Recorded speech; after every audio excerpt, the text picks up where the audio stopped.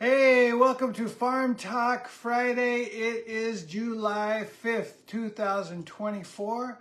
I'm Ken Jordan. This is my beautiful wife, Giovanna. How you doing, honey? Doing great, baby. You look amazing. It's Friday. It is Friday. Friday. Oh, Friday. Friday. All right. Hope you all have a great weekend. Those of you in the States, I hope you had a wonderful July 4th. We are down here in Costa Rica on our tiny little permaculture farm. There's our two little chicken tractors right there. We moved here 8.5 years ago. I used to be in a band called the Crystal Method. My wife has an amazing nonprofit called Greenwave. You can check out Greenwave at greenwave.eco. And yeah, so like a little diary. We tell you what's going on with the farm and what's going on in our lives. It's been raining an awful lot here.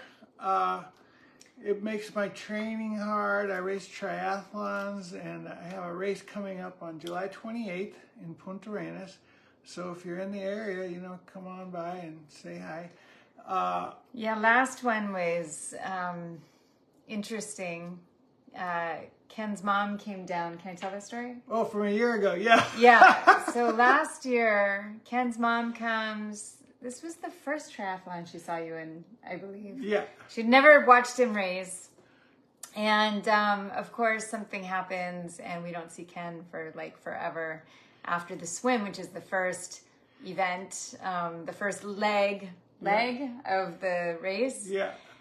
And what we saw before the race started was pretty calm waters. And then about 10 minutes before the race, like super choppy waters. Yes. And I mean, so significant that lay people could look at that and say, maybe that's not a good idea. And they didn't call it off. They let everyone go. And there was rip currents, and I was out there with your mom, and we saw these two guys. So Ken races with Mark, and we're like, oh, maybe that's Ken and Mark. And they're swimming, they're not going anywhere. Yeah. And they were kind of going the wrong way, and they were swimming against the current, and they didn't realize they were caught in a rip current, which a lot of people in rip currents don't realize that they're caught in a rip current. And they're in a race, so they're not thinking like, we're not getting anywhere. People finally, are like, those are our people. So they go out to be like, yay, come in. And meanwhile, we're still not convinced that those are other people. And so we're still thinking like, maybe it's Ken and Mark, and oh my gosh, they're going to wear themselves out. They're going to be so tired. Anyways, those guys came in, and we still never saw Ken. And this is terrifying for his mom, who had like this crazy experience. Like we had to like go get her the night before. Like the road had been closed due to waves and giant boulders on the highway. Yeah. Told her to take an Uber, but someone on the plane had just told her never take an Uber in Costa Rica because they'll kidnap you or something. Yeah. So we had to like leave and go get her. It took an hour and a half, and we got back at midnight before Ken had to be up at like 6 a.m. for his race. So anyways, that was last year. That was last year, yes. Punta Arenas. Very interesting. There's 3 races and 3 triathlons in Costa Rica that make up the championship, and Punta Arenas is always the middle one, the second one. Punta Arenas is always the worst race, but it is the one I am the defending champion in. That's right. So we never saw Ken, but apparently he made it out of the water. He's here. Yeah. And somehow he won. Yeah. And became the champion of the Punta Arenas race. Ken's number 1 for Punta Arenas. It's the only one I'm the defending champion in. Yeah. But otherwise, he's number 1 at number 2. Yeah, that's right. So anyway, but that's coming up in a few weeks, and I'll stop making that noise. All right, so it's raining a lot, but that's good for everything we're growing. It's not great for our little paths; they get washed away all the time. Yeah. But it has been great for our water apples, our Manzanas de agua. Look at these giant things. They're These things are huge. so beautiful and practically perfect. Yeah. They're And these were grown using our new bag method, where we bag them really young and try to keep the pests out. And it seems to be working pretty good. and the you know. bags. Did we show a bag last time, or we'll show a bag at some point? But Yeah. if anyone's wondering what the bags are, but basically for women and maybe there's some men in certain industries that would know what I'm talking about. They're like jewelry bags. They're like gift bags. They're yeah. like these mesh, pretty chiffon like bags that are like they're see-through and but yeah, Ken's like, look, we have agricultural bags. I'm like, those are gift or jewelry bags. Okay. Yeah, and we've seen other bags that are basically like Right. white plastic bags, and we didn't want to get single-use bags, and I thought that having a see-through bag would be good, so we could see the How ripe ripeness. it was. But I understand now one of the benefits of those opaque bags, that none of the birds can see that there's a fruit there.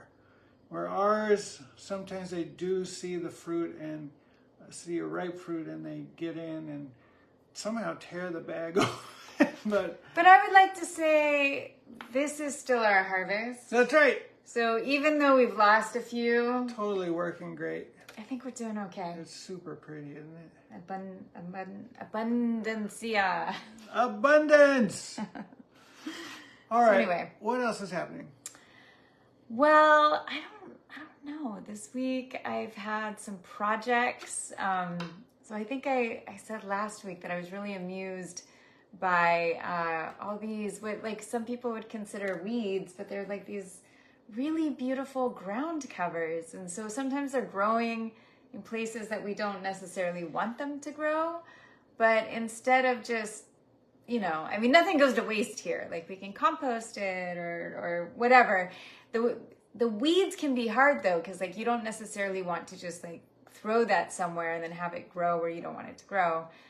But I'm like, they're really pretty. And in the fairy garden, there's some areas that have basically turned into like muddy patches over the last 2 years. Just rain settles there and the grass has died. And I was like doing this project of eco brick sofa or something in there, and so it just kind of like tore it up, and it wasn't recovering. And I'm like, I'm gonna put the ground cover there. I'm gonna put those weeds that can seem to grow anywhere, like in rocks and stuff, like let me try it there. So we pulled up all these beautiful ground covers from like the paths behind us, and we'll see how it goes. So that was something. And then I think I already talked about doing the corks. I use the corks because sometimes I collect things for too long in Ken's mind, and and then he'll be like, "What are you doing with these?" And then I have to like act on it. And instead of gifting them to the school, which I've done in the past for their art department, I'm like, I think I can use these. I had the idea to like put corks as like little walls for the fairy garden, like a little perimeter fence. And that turned out cute, but then the rain has washed some of that away. So I had Jason, I think I need to like take a hammer out and like hit them into the ground some more because they've like popped out.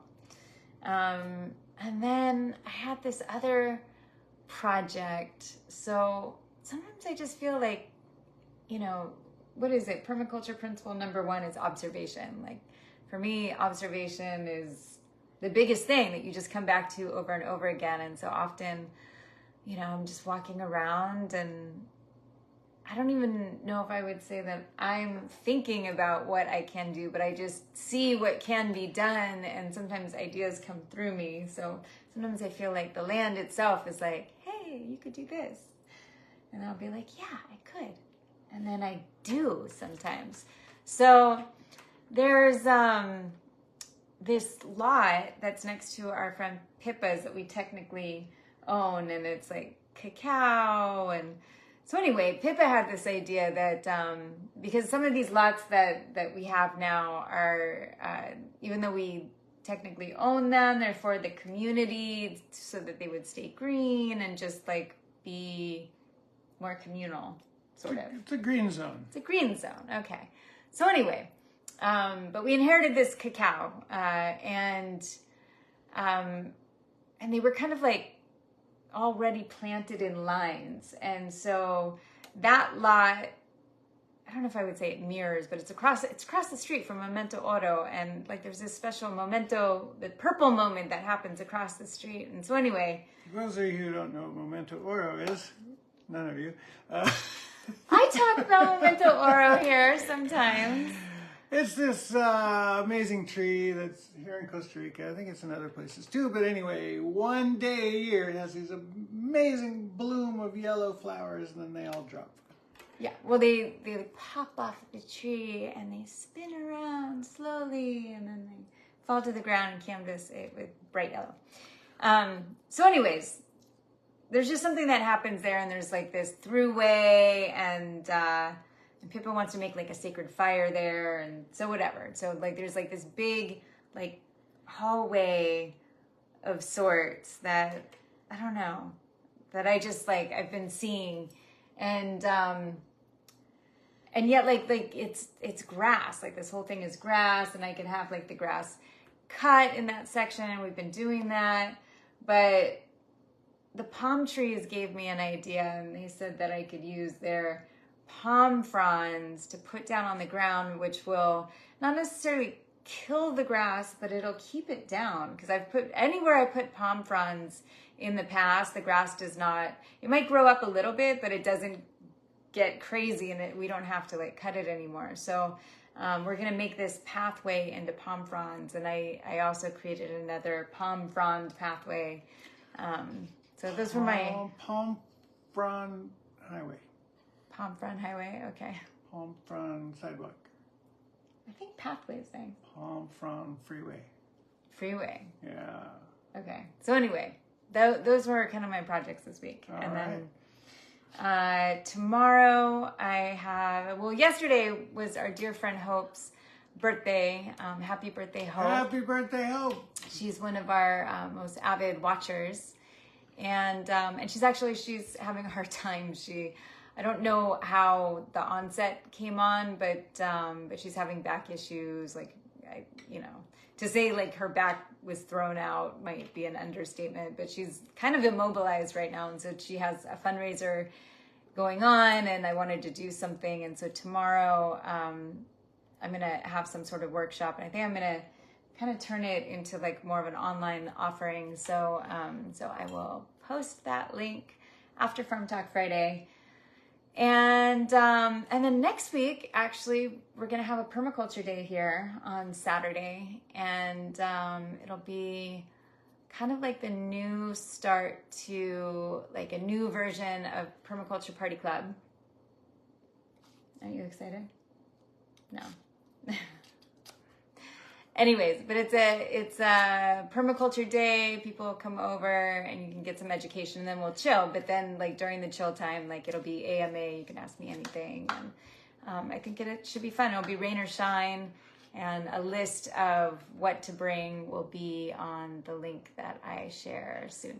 All right. So look forward to some links. Yeah. We'll post them here. Are we good? Yeah. That's my update. All right. So we hope you have a wonderful weekend. Yes, have a great weekend, and we'll be back here for Farm Talk Friday next week. Thank you. Oh, shoot.